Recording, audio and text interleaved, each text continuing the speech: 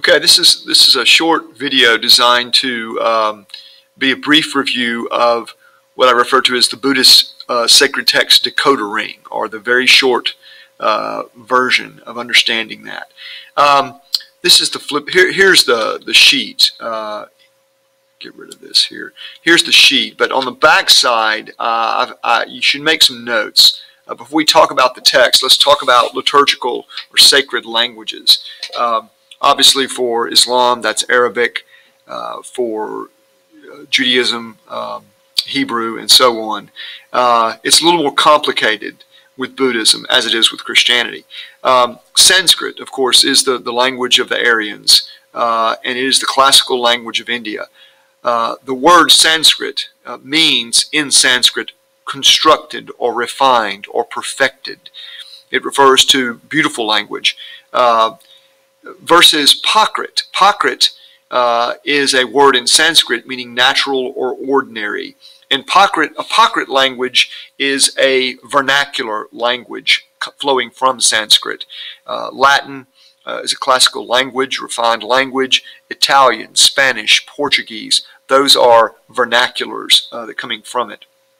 And there are several Prakrit languages, Pali being a very important one in Buddhism.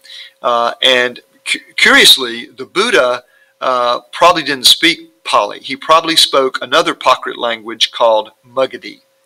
So the language he spoke in is different than the language in which his words were recorded. Much like Jesus, spoke probably Aramaic, and the Gospels were recorded in Greek. Similar situation. More about that in a minute, depends on what branch of Buddhism we're talking about as to which is the canonical language. One more thing I want to make, though, is that Buddha is said to have forbidden monks from my S got cut off there. Monks from composing formal verses for chanting for two reasons. He wanted the focus to be on the content, the Dharma, not the form. And secondly, he wanted it to be easily translatable. He was already thinking about having this being a universal language that should be made available to all people. So, according to Theravadan tradition, Buddha himself was of this opinion. Now, having made that introduction, let's talk about Buddhist sacred text.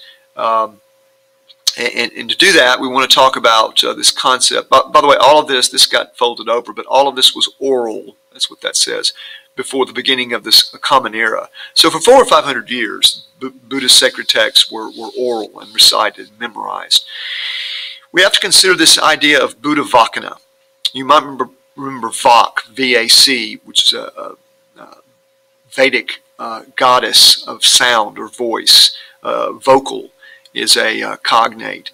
And Buddha Vakana, therefore, means the word of Buddha. Using this word when you're discussing paper 2 questions about text, I think would demonstrate some good knowledge using it correctly. So Buddha Vakana refers to Buddhist sacred texts that are revealed, so to speak. Shruti versus Smrti, going back to the Hindu difference. Divinely revealed versus divinely, just divinely inspired. Sacred texts come in these two categories. The higher category for Buddhist is referred to as Buddha Vakana. So for each of the branch of Hinduism, we'll talk about, what's Buddha Vakana and what's non-Buddha Vakana, non-BV. So let's talk about the oldest branch first, Theravadan Buddhism. Over here I've made a note about the canonical language. For Theravadan, the canonical language is Pali. And the Buddha Vakana is the Pali canon, which is composed of the Tipitaka or Tipitaka. That's Pali. It would be Tripitaka in Sanskrit. Tri meaning three. Pitaka means baskets. So it's the three baskets, three collections of text.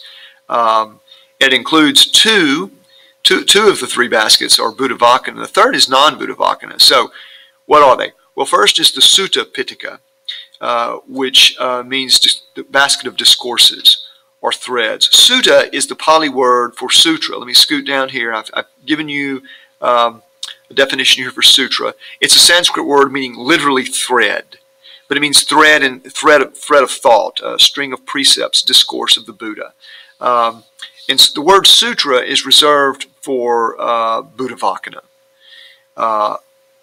in a Buddhist tradition. So coming back to this, the Sutta Pitaka are the discourses, and Ananda, after the Buddha died, the chief arhats, people that were achieving enlightenment themselves, his first disciples, got together to record this. And Ananda is credited with being the one who quoted the Sutta Pitaka, the words and ideas of the Buddha himself. And it's basically got 5 parts, and the 5th part is the Dhammapada, which is fairly brief. It's supposed to be the actual sayings of the Buddha himself, his actual word. It doesn't have to be, Buddhavacana doesn't have to be necessarily the word of Buddha.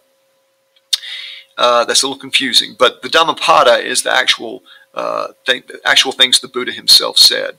It's the last 5th of the Sutta Pitaka, and it's very widely read. The second basket is the Vinaya Pitaka. Vinaya means discipline, and Upali, who had organized the monks under the Buddha's direction, is the one who quoted this, recorded this. It's how the monastic sangha is to work, how it's to operate, and this is sort of like the rule of Benedict, which defined and organized how Christian monks were to live, St. Benedict of Nursia. This is the Buddhist version. The third basket is the Abhidhamma Pitaka. Abhidhamma means reflection. So this is sort of reflection and interpretation and further discourses on the Sutta Pitaka. This is sort of a Talmud to the Sutta Pitaka's Tanakh, so to speak. And the non-Buddhavacana Theravadan collections are vast. It's not just the Abhidhamma. There's an epic poem of the Buddha's biography. There are the numerous Jataka tales, which are sort of fables or stories about the Buddha's many previous lives, even as animals, and lots of other stuff. That is the Theravadan sacred text collection. Now, let's talk about Mahayana. Now, for Mahayana and Vajrayana both, by the way, they were originally written in Sanskrit, in the refined language, and then later, and then translated into Tibetan and Chinese, which then from Chinese, of course, they would be translated into Japanese, Korean, and so on. And so for Mahayana Buddhists in East Asia, the canonical language would actually be Tibetan or Chinese, but they were originally written in Sanskrit before being translated. So what is the Buddhavacana for Mahayana? Well, it's the Mahayana Sutras. These were largely written after the year 100 in the Common Era, and they're numerous. Here's some of the main ones. The Lotus Sutra, very, very famous, well known by that English name. It was translated to Chinese from Sanskrit in 267 of the Common Era, so we know it wasn't written after that. And there's a collection of the sutras known as Prajna Paramita literature. That means literally, Prajna is wisdom, means perfection of wisdom.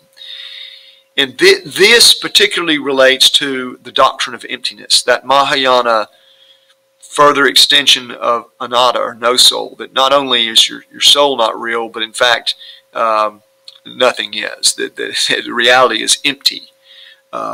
And two of the most famous sutras in this collection are the Diamond Sutra, or the Thunderbolt Sutra. This is the word Vajra, which takes its,